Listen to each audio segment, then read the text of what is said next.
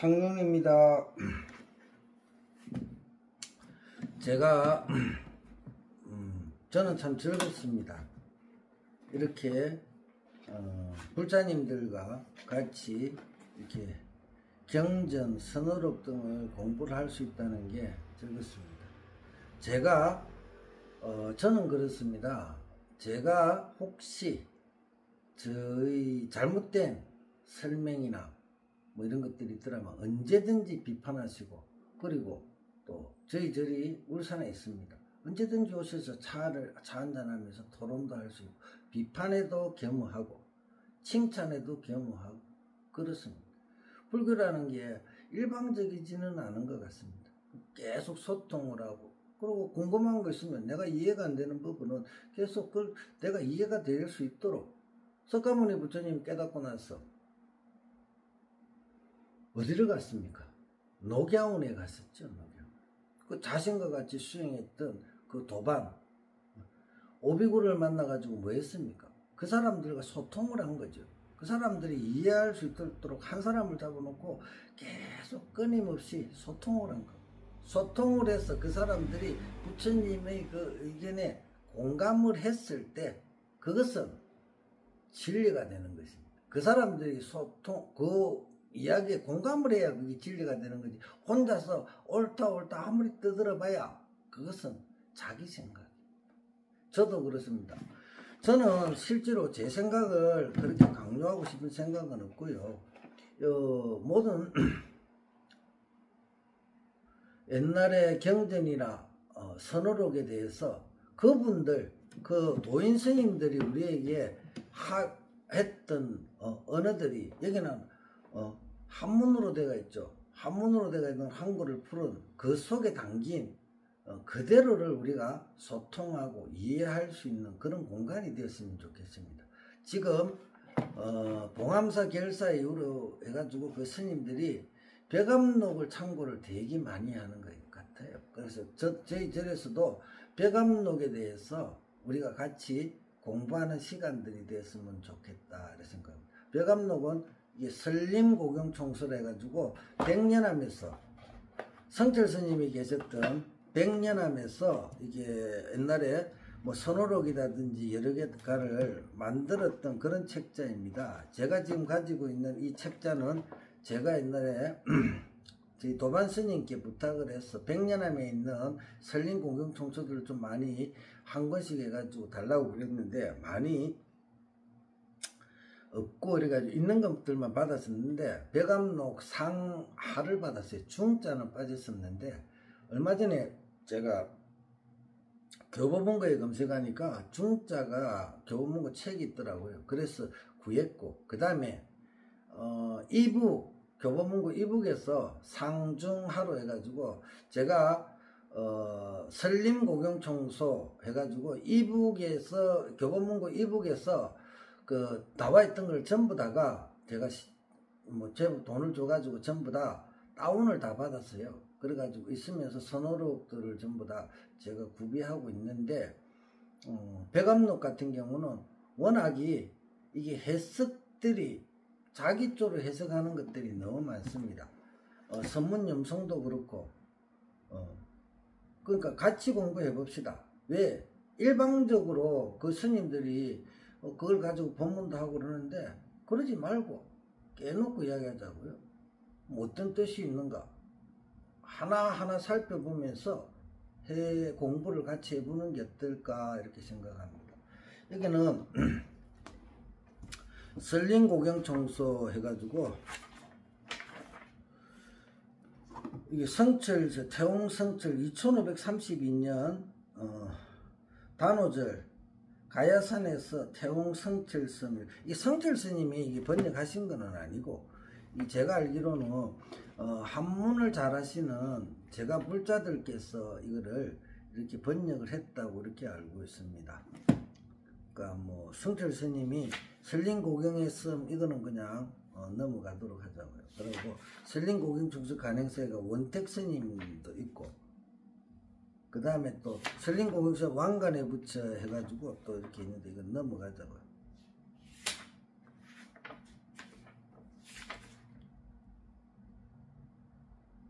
백령선서 간행에서 했는데 요게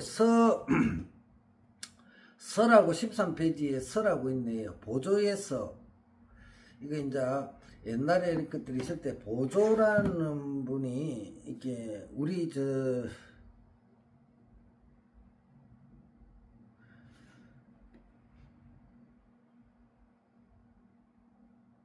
중국 스님인 것 같습니다. 제가 한번 읽어볼게요. 보조에서 지극한 성인의 명맥, 역대 조사들의 대기, 뼈를 바꾸어 놓는 신령한 처방, 정신을 기르는 오묘한 수법이여 저 설두선사께서 종지와 격식을 뛰어넘는 뚜렷한 안목을 갖추시어 바른 법령을 이끌어내면서도 모습을 겉으로 드러내시지 않으시며 부처를 단련하고 조사를 당금질하는 직계와 망치를 손에 들고 선생이 자기 초월에 필요한 요점을 말해주셨다. 은산철백이니 니라서 감히 이를 뚫을 수 있으리요. 몸뚱이가 새로 된 소를 무는 모기와 같아 입질을 할 수 없다. 대종장을 만나지 않았더라면 깊고 미미한 이치를 어떻게 다 할 수 있겠는가. 이에 불가원호 스님께서, 불가원호 스님은 한국 불교 가나선을 제창하고, 그것도 가나선도 수행의 방법인데 아주 수성하죠. 가나선도 언젠가 가나선 하도 수행하는 법을 기회가 되시면 하시면 됩니다. 근데 가나선 수행을 하려면 반야가 좀 열려야 됩니다. 근데 그 대종고 선사의 스승이 누구냐 하면 원호극근 선사예요. 그러니까 원호극근 선사가 이렇게 벽암록 백칙을 했는데 그것을 가지고 아는 척들을 하고 뭔가 자기 사랑분들 일으키길래 대종고 종사가 그 책들을 다 해소해서 다 불살라 버렸다는 이야기도 있는데 어떻게 이렇게 책이 남아있네요. 이에 불가원호 스님께서 벽암에 계실 때 수행하는 이들이 잘 몰라 이 미혹을 깨우쳐 주실 것을 청하니 노장께서 이를 어여삐 여기셔서 자비를 베풀어 저 깊은 밑바닥을 파헤쳐 주시고 깊은 이치를 드러내어 명백하게 딱 가르쳐 주셨으니 이것이 어찌 아르마리를 가지고 한 것이겠는가. 백칙의 공안을 첫머리부터 하나로 깨어 수많은 조사 스님네들을 차례차례 모두 점검했다. 화씨의 구슬에는 본래 티 하나 없었지만 인상녀가 진나라 임금을 속였듯이 지극한 도는 실로 말로 설명할 수는 없지만 종사께서 자비를 베풀어 말로서 잘못을 고쳐주셨다는 점을 반드시 알아야 한다. 이렇게 이해해야만 원호 스님의 사무치는 높았음을 알게 된다.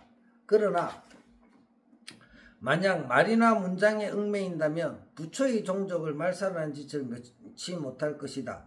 나 보조는 다행히도 원호 스님을 곁에서 매시어 이제껏 듣지 못했던 것을 들을 수 있었다. 도반들이 스님의 말씀을 모아서 책을 엮고 못난 내가 그 내력을 적는다. 때는 근념 무신 1128년 늦은 복 금음날 제자 보조는 상가 설을 쓴다. 서다. 이렇게. 그 다음에 만리방해에서 42장경이 중국에 들어오고 나서 비로소 부처가 있는 줄 알게 되었고 달마 스님에서 육조 스님에 이르기까지 서로 의발을 전하자 비로소 선에 대한 말씀이 있었다. 본래 한 물건도 없다고 말하는 이들을 남종이라 하고 항상 열심히 털고 닦는다고 하는 이들을 북종이라 한다.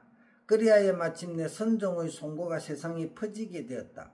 이네들은 판결을 뒤집는 수단이 있어 부처를 꾸짖고 조사를 욕하는 등 하지 못하는 바가 없다. 그 사이에 간혹 우리를 꾸짖는 이 중에 활법을 갖춘 자가 있었다. 그렇기는 하지만 이른바 궁극의 진리를 어찌 말로서 다 나타낼 수 있으리요.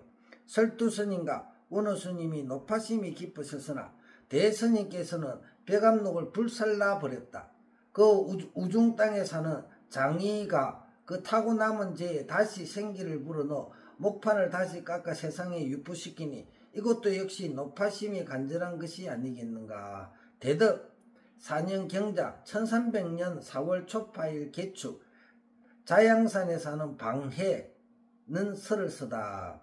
그 다음에 상교 노인에서 어떤 이는 묻기를 벽암직을 만든 원호스님과 그것을 태운 대스님 중에 누가 옳은가 라고 한다면 나는 둘 다 옳다고 대답할 것이다. 뻐드렁니에 충치투성이 달마스님을 지칭하는 것 같아요. 충치투성이가 중국에 와서 오직 마음만을 전하고 문자를 운운하지 않은 것은 참으로 잘한 일이다. 그러나 혈맹론, 기공론 등의 여러 글은 과연 누구를 위해 지은 것이겠는가? 옛사람들이 문자와 관계가 없으나 그렇다고 문자와 무관하지도 않다고 했으니 이는 참으로 말을 아는 사람이라고 할 만하다. 수행자들마다 제각기 주련을 걷어올리기도 하고 선판을 두들기기도 하고 손가락을 세우기도 하고 돌뿌리에 채이기도 하던 차에 생사대사를 도노했다. 어디 문자 따위가 있었느냐? 염화미소의 사건이 있고 다음에 대문에 있는 장대를 잡아뜨리라는 말씀이 있고 이거 뭐냐면 대문에 있는 장대를 잡아뜨리라는 말씀은 뭐냐면 안한존자가 첫 번째 결집을 할 때 가섭존자가 너는 깨닫지 못했기 때문에 이 자리에 들어오면 안 된다 이렇게 했을 때 그때 분한 마음에 공부를 했죠. 그러니까 철간대를 무너뜨렸죠. 그 이야기입니다. 손가락을 세우기도 이거는 뭐냐 구지선사 이야기죠. 구지선사. 돌뿌리에 채이기도 한 것은 뭐냐면 목주 스님께 누가 돌뿌리에 채이 가지고 한 것도 있고 그래요. 잡아뜨리라는 말씀이 있고 나서 조금씩 어느 문자를 사용하게 되었다. 문자가 아니면 전달할 수가 없기에 역시 이 문자를 없앨 수는 없는 노릇이다. 일찍이 조사 스님네들의 가르침을 적은 책을 공안이라 불렀는데 이는 당나라 때에 생겨 송대에 성행하게 되었다. 그 송대에 가나선이 생긴 거죠. 그 유래는 참으로 대단하다. 이 공안이라는 두 글자는 세속에서 말하는 이른바 관리들의 문서에 해당하는 것으로 세 가지 역할이 있다. 면벽 참선을 오래 하고 행각을 끝냈더라도 저울 눈금 참된 깨달음을 판단하는 일을 밝히기 어렵고 오히려 잘못된 선에 떨어지기 쉽다. 이게 뭐냐면 말로 하는 그것들이 책을 보고 막 해가지고 자기 끝인 걸 말로 하는 걸 해가지고 그 사람이 진짜 깨달았는지 어땠는지 그 사람이 내가 무슨 경계를 처했다는 건데 내가 그 경계를 처한 것이 아니잖아요. 그 사람이 말로 가지고 어떻게 확신할 수 있는 거예요. 그러면 이 점검하고 뭐 어떻게 하는 거는 뭐냐면 이 말에 그 사람의 그 경계 그 사람이 어느 수준인가 하는 그런 것들이 이 주고받는 속에 들어가 있는 거예요. 거기에서 저기에 그냥 글자만 외워가지고 앵무새처럼 그냥 흉내만 내는구나 아니면 저 사람은 진짜구나 하는 그런 것들로 해서 이게 장치가 있는 거예요. 그래서 작가들이 불교의 대의를 너가 얼마나 아느냐. 대의 불교의 적적대의라 그러잖아요. 적적대의. 임재선사가 항백선사에게 불교의 적적대의를 묻었다가 세 번에 갔다가 두드리면 그 말이 불교의 적적대의가 뭔가라는 것을 그대로 제대로 알고 있는가라는 것들이 이렇게 여러 가지 장치예요. 장치. 작가선지식이라 그러잖아요. 그러니까 그것을 바로 가르쳐주지 않고 삥 둘러서 너가 얼만큼 거기에 오로지 그 생각밖에 안 하느냐는 것을 점검하는 그것이 공안, 그것이에요, 그거. 그런데 그것을 가지고, 지금도 그렇잖아요. 잘못된 그걸 가지고 계속 자기 혼자 아는 것처럼 하고 그러잖아요. 그런 것들을 한번 우리, 확연하게 한번 두드려 봅시다. 그것을 가릴 만한 눈을 갖춘 어른들이 그것을 판별해 주시나 꾸짖기도 하고 소리 지르기도 하여 참된 의미를 깨치도록 하였으니 이것이 마치 노련한 관리가 잘못에 의해 죄를 다스리고 그 실상을 속속들이 알고 사건의 진상을 남김없이 밝혀내는 것 같다. 바로 이것이 첫 번째 역할이다. 다음은 육조스님께서 영남지방에 오신 이래로 마조스님은 서강의 물을 다 마셔야만 만법에 짝하지 않는 사람이 누구인지 대답해 주겠다 하였으나 서강의 물을 마시지 못했고 도망간 양을 찾으려고 길을 나섰으나 갈림길이 너무 많아 그만 울고 돌아왔지만 지남천은 언제나 남쪽을 가리킨다. 도라는 것은 오로지 한 길이에요. 한 길. 자비심을 이끌어 주시고자 한 대 때리기도 하고 상처를 주기도 하여 스스로 깨치도록 하셨네. 이것은 마치 재판관이 법에 의거하여 무죄임을 밝혀 죽음에서 구해주는 것과 같으니 이것이 두 번째의 역할이다. 다음은 다른 길로 빠질까 염려해 더욱 고삐를 거머쥐시는 것이다. 하잘것없는 일일지라도 전력을 다해야 하며 흰 바탕에는 잡된 물이 들기 쉽기 때문에 늘 그것을 가엾게 여기셨다. 대선지식께서 이를 간절히 일러주시고 죽자사자 참선하게 하시니 하시는 일마다 모두가 마치 관청에서 법령을 공포하여 백성들이 이 법을 잘 알고 지켜서 못된 생각이 조금만치라도 생기자마자 당장에 속 들어가게 하는 것과 같다. 이것이 세 번째의 역할이다. 기록들을 모아 공안집을 만들어 깨닫게 된 기원과 경지를 늘어놓아 모범이 되는 말씀을 하시는 것은 마치 세간의 금가옥조 청명대월과 조금도 다를 바 없다. 청명대월은 훌륭한 판례집이라. 그러므로 조사스님께서 공안을 세우고 총리에게 간직하게 한 것은 그 의도가 바로 여기에 있는 것이다.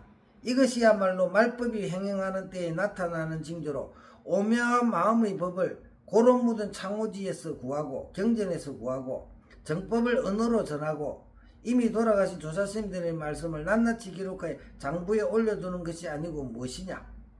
이는 남의 가문에 의존하여 멋대로 양반행세하는, 그러니까 지금도 똑같아요. 몇십 년 동안 한국 불교가 이 꼴로 흘러오고 있었는 거예요. 이걸 가지고 이런 짓을 하고 있었던 거예요. 이는 또 각주구금이며 수주대토와 같다 뱃속 가득히 언어문자를 채우고 이리저리 질문을 퍼내지만 생산 문제를 해결하는 것과는 조금도 관계가 없다. 그렇죠. 생산 문제가 제일 중요한데 뭘 이렇게 희한한 소리를 해가면서 그걸 알고 그 요지로 이끌어 가야 되지. 몇십 년 동안 못 알아들어요. 못 알아듣는 소리를 그렇게. 그것도 제대로 알고 하는 것도 아니고 자기 생각이지. 그 답이라고 찾아낸 것도 자기 생각이지. 모든 사람이 공감할 수 있는 그 답이어야지. 자기 혼자 생각하는 거 그게 무슨 정답이라고. 그것도 이야기도 안 하죠. 스스로가 알아야 된다. 그럼 스스로 알도록 도와주든지. 시간을 알리는 종소리는 벌써 울리고 물시계의 물도 이미 다 떨어졌는데 장사 무엇을 하려는고. 영양이 뿔을 나뭇가지에서 감춰두니 그를 뒤쫓은 사냥개는 자취를 찾을 길 없구나. 그러나 유아예처럼 성인의 길을 배우는 자라면 어찌 옛사람의 발자취를 따르고 쫓지 않으리요. 바로 이렇게 이해한다면 원어스님과 대스님 두 어른들이 모두가 옳았다는 것을 알 수 있을 것이다. 원어스님은 뒷날의 자손을 걱정하는 마음이 많아서 설두스님의 송고를 거량해 주셨고, 대스님은 자손들이 불에 탈까 물에 빠질까 걱정한 마음이 지극하여 벼감지 그대로 불 속에 집어넣으신 것이다. 부처님께서 일대장교를 모두 말씀하시고 나서 맨 나중에 나는 전혀 한마디도 말하지 않았다고 하셨다. 이것이 어찌 우리를 속이느라 하신 말씀이겠는가. 원호 스님의 심정은 부처님께서 경전을 설하시던 마음과 똑같고, 대스님의 심정은 부처님이 한마디도 말하지 않았다고 한 것과 똑같다. 우지 안자한 한 일은 서로 다르지만 견지를 바꾸면 모두 동일하다. 밀건 당기건 의도는 차를 가게 하려는 데에 있는 것과 같다. 그뒤 200여 년이 지나서 우중 땅에 사는 장명원 거사가 목판을 새겨 길이 전하였으니 참으로 이것은 조사의 가르침이 해춘을 맞는 게 아니겠으며 세상의 운세가 그렇게 정해졌던 것이 아니겠는가. 그러니 이 책이 세상에 유포되는 데에는 그 유서가 매우 깊다 하겠다. 그러나 만약 한 방울의 물을 가지고 바다인 줄 알고 달을 가리키는 손가락을 달로 착각한다면 이는 대스님이 걱정하는 바일 뿐만 아니라 원호 스님도 이런 집착을 풀으려고 할 것이다. 옛사람이 장명원의 초상화에 제한 시에 제한 시에 분명하구려 종이 위에 그려진 장명원이여 온 힘을 다해 큰 소리를 불러봐도 대답이 없네라고 쓰여있다. 이거를 보려고도 먼저 이 말을 살펴보도록 하라. 대덕 갑신 1304년 4월 보름 상교 노인이 서다. 오늘은 여기까지만 하겠습니다.